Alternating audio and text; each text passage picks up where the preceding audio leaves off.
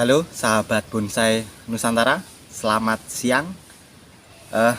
Berjumpa kembali dengan kami ya, Evencio Bonsai Official. Pada video kita hari ini sekarang kita berada di lahan ground Iprik Silver pucuk merah ya. Dan kita akan berbagi pengalaman kembali bersama teman-teman semua ya. Ini rumputnya sedikit memprihatinkan ya teman-teman semua, tapi tidak masalah. Ini kita akan mendongkel bahan Iprik Silver di depan saya ini ya. Ini kebetulan laku, diminati sahabat bonsai kita. Ini kita akan dongkel dan kita akan kirim nanti mas. Ini pesanan dari mana mas? Ini dari Tangerang Selatan ya, Mas Gibu mas. Itu udah pembelian baru kali ini atau udah berapa kali mas? Kebetulan baru pertama kali mas, jadi perdana. Ini pun nanti bonggol sama bibit juga mas, untuk ambilnya mas gitu. Untuk bibit ambilnya berapa itu mas jumlahnya? Kalau untuk bibit kebetulan cuma 6 biji mas. Jadi ini sekalian nanti ya mas? Ya, ini kita ngobrol sambil saya gerak-gerak nyicil gawean. Sudah dipotong ini tuh mas? Ya ini dipotong. Jadi bahan itu buat stek lagi. Ya ini nanti kita stek. Sebelum di stek kita pecah mas. Jadi kalau saya dari stek, kalau bisa dipecah kita pecah. Ini umur berapa ini mas? Di sini kurang lebih sekitar 1,5 tahun mas. Ya 1,5 tahun lebih lah. Cuma kan kebetulan tempatnya itu di sini lumayan subur mas. Sinar matahari juga cukup mas. Ini pohonnya juga rimbun banget ini ya mas ya, Ya. Kalau yang daerah sini. Jangan sak suket-sukete melu rimbun nih mas. Kebetulan planningnya ini belum kejatah mas. Tapi sebenarnya udah dijadwal ini mas. Ya nanti tetap kita bersihkan mas untuk rumput ini. Ini belum rapat juga ini. Iya mas, ini sebetulnya tampak depannya dari sini ya mas. Cuman kan tempatnya itu di sini benar-benar kita memanfaatkan apa yang ada ya mas. Ini dulu cuma mereng biasa, nggak bisa ditanamin atau dimanfaatkan untuk apapun. Nah ini kita manfaatkan untuk budidaya, kita buat sedemikian rupa mas. Ini kalau di sini jenis tanamannya ada apa aja mas? Di lahan yang sini. Iya. Kalau untuk di lahan yang sini ini ada cuma Iprik Silver sama Kimeng mas. Nah ini di belakang saya ini ada Kimeng juga mas. Kalau untuk jumlahnya mas? Kalau untuk total sendiri di sini Iprik Silver sekitar 100 pohon mas. Kalau untuk Kimeng 50. Jadi untuk di lahan sini ada 150 biji mas. Ini baru ini yang laku atau udah gimana mas? Kalau di sini sudah laku berapa ya mas? 1, 2, 3, 4, 5 mas. Di sini sudah laku 5 mas. 5 sama ini loh mas. Itu Iprik Silver semua mas? Ya Iprik Silver semua. Karena kebetulan untuk yang Kimeng itu pengegeronannya itu sama Iprik Silver duluan yang Iprik mas. Kebetulan kan kita ngegeron itu bertahap ya mas, karena dikerjakan sendiri mas. Jadi sedikit demi sedikit dari bawah terus ke atas. Nah seperti itu mas. Ngirit tenaga ya mas? Ya mas, karena jujur aja kalau untuk bayar tenaga itu belum mampu mas. Karena kan kita juga perlu modal yang lain juga tuh mas. Apa-apa bayar nanti wah banyak mas. Kalau untuk penjualan sendiri mas ini kok nggak sekaligus dijual semua gitu? Kok bertahap juga penjualannya? Oh kalau itu sedikit berbagi planning ya mas. Kalau itu emang sudah planning saya mas. Soalnya kan ya mungkin teman-teman semua mungkin punya planning tersendiri.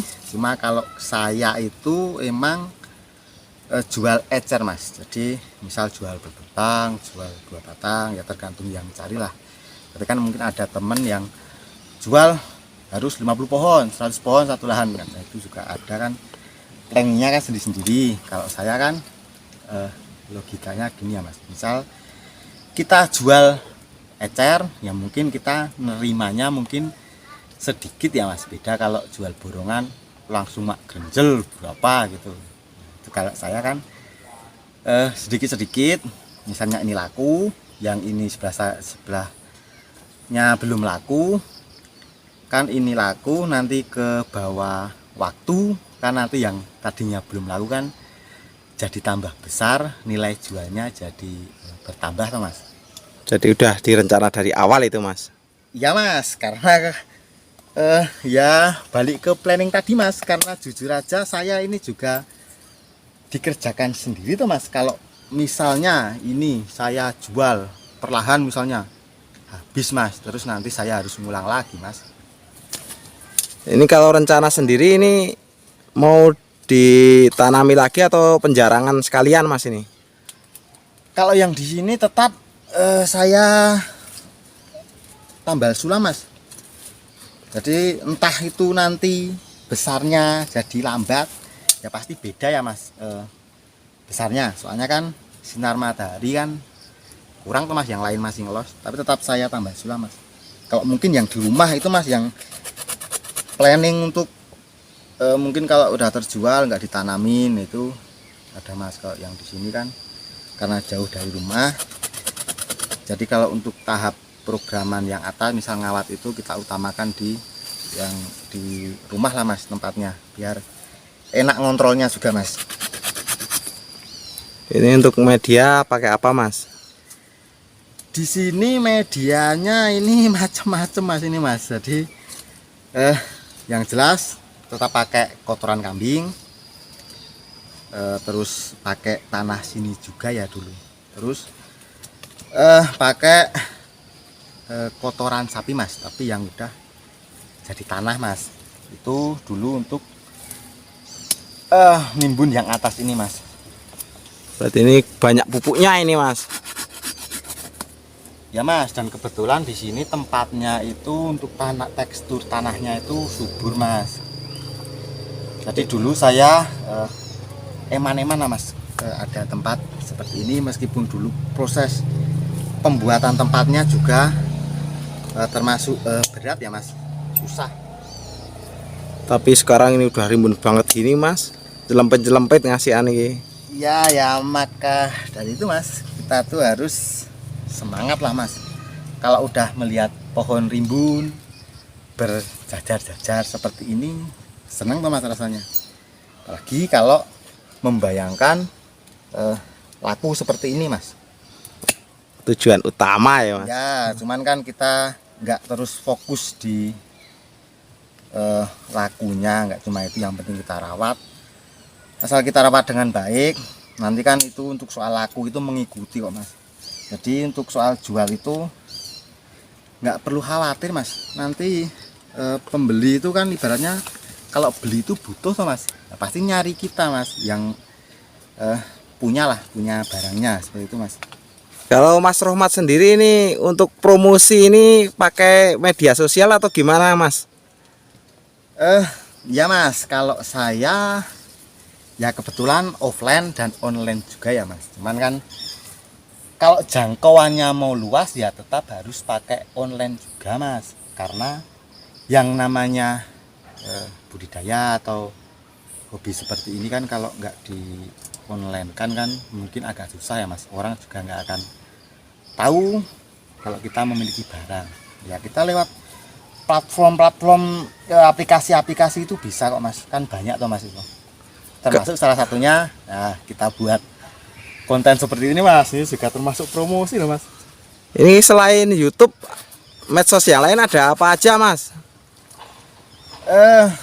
Yang jelas Facebook ada, TikTok juga ada, IG juga ada, walaupun belum seaktif YouTube ataupun Facebook mas. Kalau untuk nama-nama medsosnya Mas ini, barangkali ada teman-teman yang belum tahu nih. Untuk sementara ya kalau TikTok di sama nama apa channel kita ini Mas, Evansio Mas.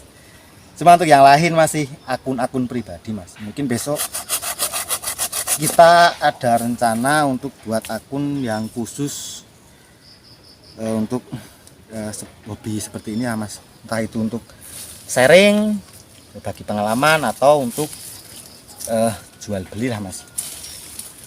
Ini mau melebarkan sayap ini berarti di medsos. Ya Mas, jadi ya tetap kita harus berusaha agar maju loh Mas. Tetap semangat lah intinya. Asal konsisten, ditekuni ya, terus berusaha yang terbaik. Nanti lama-lama kita juga akan dikenal orang kan. Kalau udah dikenal orang, nah itu lebih enak lah Mas. Biasanya penjualan itu enak Mas. Ini kalau sedikit bocoran ini Mas, ini tadi laku via apa ini Mas? Maksudnya medsosnya gitu. Kalau ini wah saya malah nggak tahu Mas ini Mas.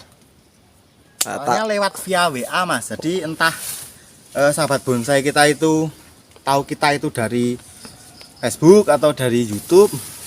Saya malah nggak tahu Mas. Kan saya juga nggak menanyakan tuh Mas. Berarti tahu-tahu langsung WA gitu Mas. Iya Mas. Tadi malam Mas WA-nya. Wah ini jadi panas ini Mas setelah dipres ini. Ya ini kebetulan ini tuh pohonnya itu ya cuma ground-groundan ini Mas, nggak ada pohon besar Mas. Nah ini rahasia kita Mas. Alas. Ya, tetap kita kasih alas.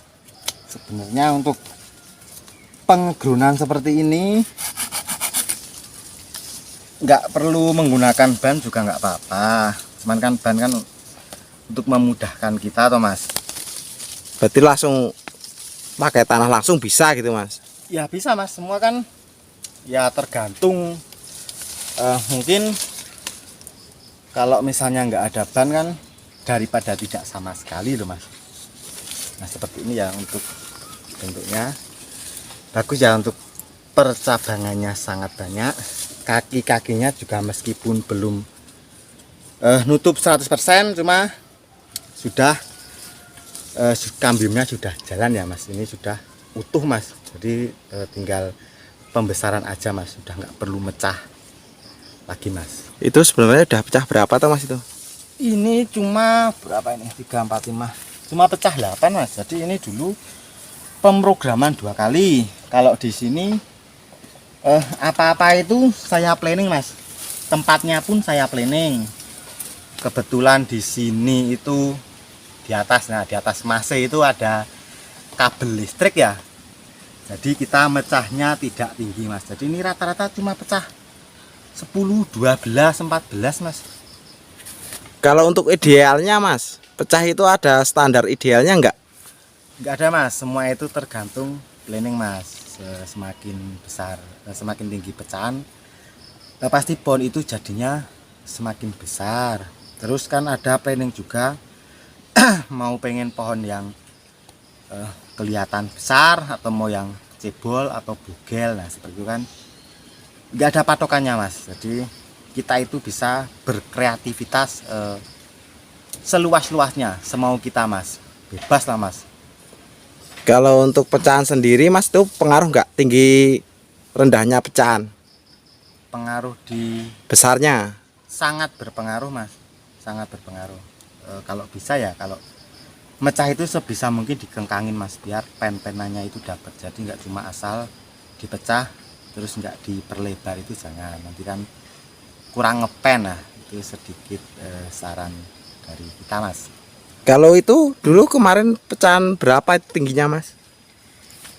Ini kurang lebih mungkin sekitar 10-12an senti Mas, ini Mas. Ini hampir sama Mas, semuanya ini hampir sama pecahannya segitu. Wah, karep mlaku-mlaku ning sukete ya dhuwur ya Mas iki. Nah ini juga, ini dulu pemrograman kita cuma menata akar aja Mas. Jadi untuk yang atas ini alam Mas, alam yang bikin Mas, bukan kita Mas. Nah kalau udah dipotong kayak gini ya baru kita yang bikin. Seperti itu Mas. Motivasi Mas ini bagi rekan-rekan pembudidaya khususnya pemula ini yang belum mampu untuk menjual ini Mas. Kalau untuk soal penjualan itu yang jelas kita itu harus konsisten Mas, karena yang namanya berjualan itu butuh proses Mas. Ya mungkin ada yang prosesnya itu cepat, ada yang prosesnya itu lambat, butuh waktu yang panjang Mas. Jadi kita terus berusaha aja Mas. Lagi pula kita kan sekarang dipermudah dengan banyaknya media sosial tuh Mas. Sekarang kan zamannya media sosial Mas. Kita di sini lagi ngapain, dari Sabang sampai Merauke sana bisa tahu Mas. Kita punya bahan itu bisa tahu. Nah kalau dulu nggak bakal mungkin Mas. Jadi ibaratnya tuh nggak ada alasan untuk patah semangat soal penjualan ya. Yang penting kita bikin karya yang bagus, terus kita publik misalnya lewat Facebook, syukur-syukur lewat YouTube seperti kita ini. Nah, itu kan akan mempermudah Mas, kita akan dikenal sama orang Mas. Kalau kita udah dikenal, nanti kalau ada orang yang suka dengan bahan kita atau pengen nyari bahan seperti yang kita punya, kan nanti bisa menghubungi kita Mas. Nah oke, itu tadi sedikit pengalaman, tips dan motivasi dari kita ya. Kalau ada baiknya bisa diambil, kalau kiranya kurang pas bisa dilewati ya. Oke, sampai ketemu di video kita selanjutnya. Salam bonsai, salam budidaya, salam bonsai Nusantara.